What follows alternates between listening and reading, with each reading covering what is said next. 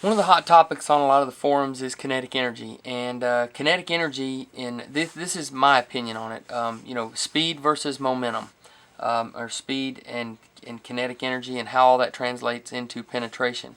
First off, I guess penetration is measured. The best penetration is measured in the dirt on the other side of the animal. But if we're going to break it down, speed sells. Everybody likes a fast bow. I mean, you don't even question it. But I got two different arrow scenarios here that we've marked down here. We've got an arrow that weighs 385 grains and it shoots 310 feet per second, which anything over 300 feet per second in my eyes for a hunting setup is considered a fast bow. And then you have a 500 grain arrow, which is only shooting 280 feet a second, which 280 is fast, but again, seems like 300 is that magic number. So the formula for figuring kinetic energy is feet per second squared, which you take the speed of the arrow, 310 feet per second, times itself, and then you take that number and then times it times the weight of the arrow, and then you divide that by 450,240, and that gives you the kinetic energy. So for our fast arrow, we've got a kinetic energy of 82.1, which anything, in my opinion, over 60 is a good kinetic energy. And then let's take the fast arrow and figure the formula on that. 280 feet per second squared, take that number, times 500 grain for the arrow weight, which comes up, divided by 450,240, it comes with 87.06, which is more kinetic energy.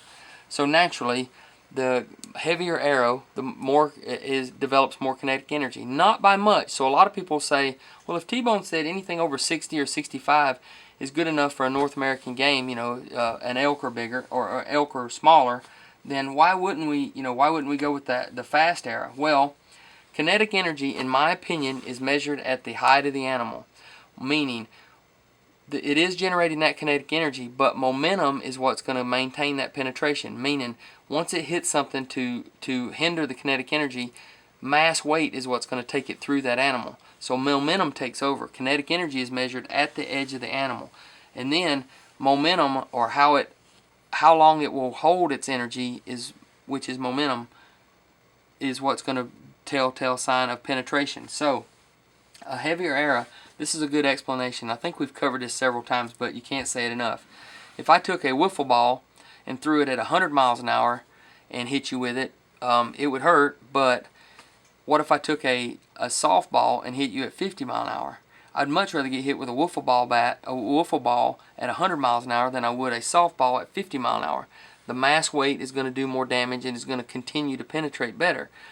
Speed is important, though. I don't want people to think that I'm trying to tell you to shoot 200 feet per second, but let's come up with a happy medium, meaning the difference between shooting 270 or 280 feet a second and 300 to 310 feet a second is 40-something feet per second. Yeah, you want to be able to tell your friends that you're shooting over 300 foot a second, but at the end of the day, the difference in your pin gap, you're not going to see that under 40 yards, and we all know that we rarely shoot over 40 yards at an animal. So most all your shots are under 40 yards, and you're not going to see any advantage to that speed for shooting beyond 40 yards. And usually when you shoot a lighter arrow or faster speeds, the bow becomes a little more radical, and it has a tendency to be noisier. So a good mediocre speed of 270 to 285, something like that, and having good kinetic energy is a win-win in all categories. Meaning, I think you're getting a good quiet arrow, a good stable arrow, a good accurate arrow, and a good penetrating arrow. So let's take all things into consideration and weigh out all the pros and cons. But momentum will win out over the kinetic energy that you're measuring right at the animal's hide.